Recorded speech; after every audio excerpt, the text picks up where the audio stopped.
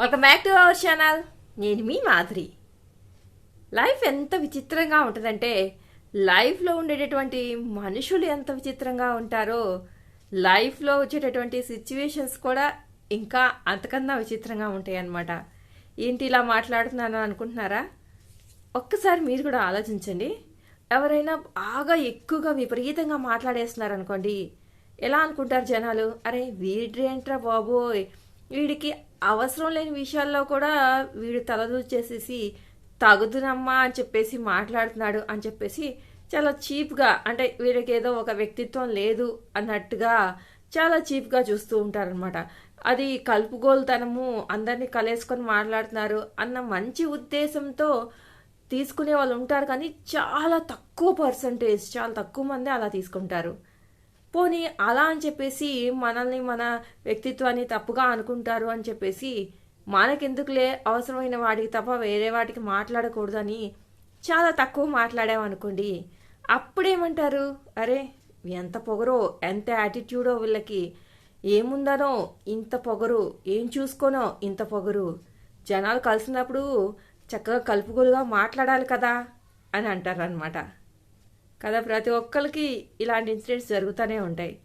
పోనీ ఇదంతా కాదు అని చెప్పేసి, సరే వాళ్ళ పర్సనల్ మ్యాటర్స్ మనకెందుకులే అని చెప్పేసి మన వర్క్కు సంబంధించిన విషయాలు కానీ, ఏదైనా వర్క్ రిలేటెడ్ కానీ, అలా ఏదైనా పర్సనల్ విషయాలు కాకుండా అలా మాట్లాడామనుకోండి, వీళ్ళకి చాలా ఏమంటారు, సెల్ఫ్ ఎక్కువ, అంటే ఎక్కువగా వీళ్ళు వాళ్ళ గురించి ఆలోచించుకుంటూ ఉంటారు.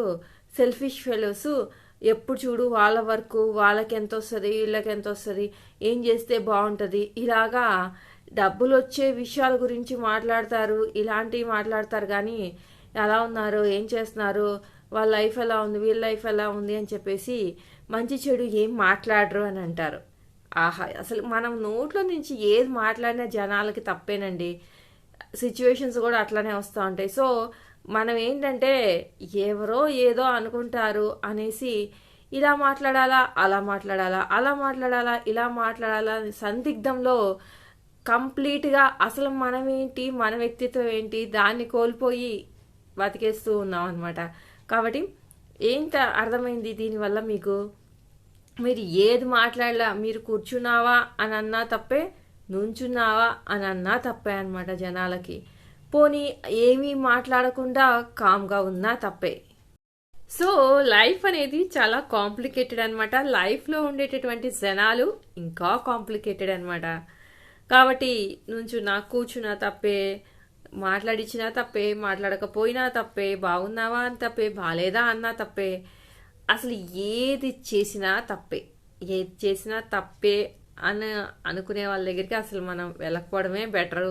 కామ్గా ఎందుకు మనం వెళ్ళి మరి ఇలా చేశారు, అలా చేశారు అని అనిపించుకోవడం కన్నా, మన ఇంట్లో మనం కూర్చొని చక్కగా మనం చేసుకున్నది మనం తిని హ్యాపీగా మన టైంని మనం ఎంజాయ్ చేసుకున్నామా అన్నట్టు ఉండడం బెటర్ అని చెప్పేసి, ఇప్పుడున్న రోజుల్లో ఎక్కువ మంది జనాలతో కలవడానికి కూడా కొంత సందిగ్ధము, కొంత ఆలోచించాల్సిన సిచ్యువేషను, కొన్నిటికి అందరూ గ్యాదర్ అయ్యే వాటికి ఇన్వాల్వ్ అవ్వకుండా ఉండేటటువంటి పరిస్థితులు కూడా వస్తున్నాయి. జనాలు కూడా ఇన్వాల్వ్ కూడా అవ్వట్లేదు అనమాట. ఎందుకు అంటే ఈ రకంగా తయారైపోయారనమాట జనాలు.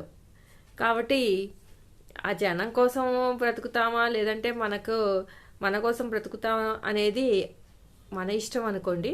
కాకపోతే ఏదైనా ఇట్లాంటి వాటికి వెళ్ళాలా వద్దా అనేది కూడా మన ఇష్టమే. కాకపోతే అక్కడ ఉన్న సిచ్యువేషన్ బట్టి, అక్కడ ఉన్న ఆ లొకాలిటీని బట్టి, అక్కడ వచ్చేటటువంటి జనాలను బట్టి మనం వెళ్ళాలా వద్దా అనేది కూడా మనం డిసైడ్ చేసుకోవాలన్నమాట.